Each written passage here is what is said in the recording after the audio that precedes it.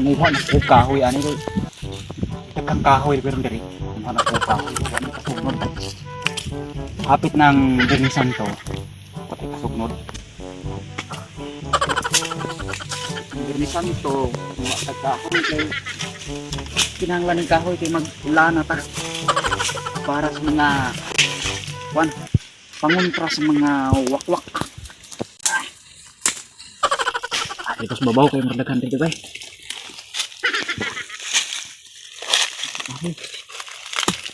Ini ada wujud.